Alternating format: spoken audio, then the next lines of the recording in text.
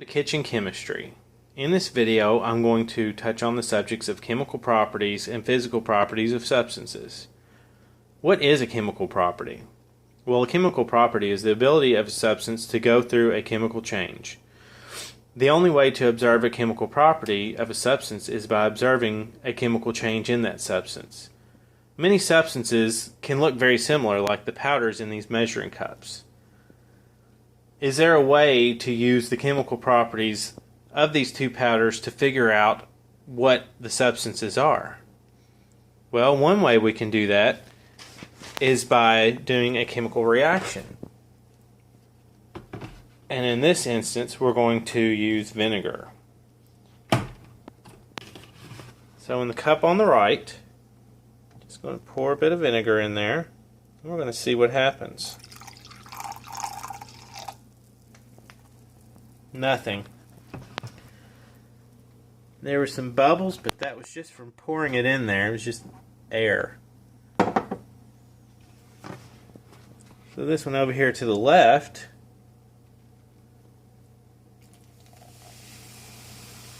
there is definitely something going on in that cup. Look at it. It's boiling over. But that's not really boiling.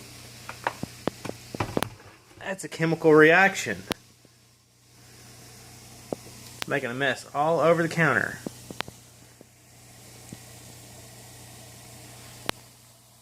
It's even making a sound. It's fizzing.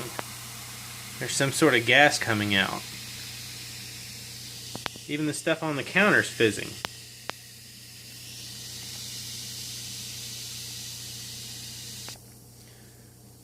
What I just demonstrated here was the difference in the chemical properties of these two substances. As it turns out, the substance on the left is baking soda, and the substance on the right is sugar.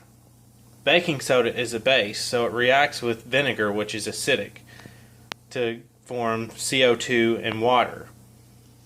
On the other hand, sugar is just sugar. It's not basic in nature, and it does not react with vinegar in the same way.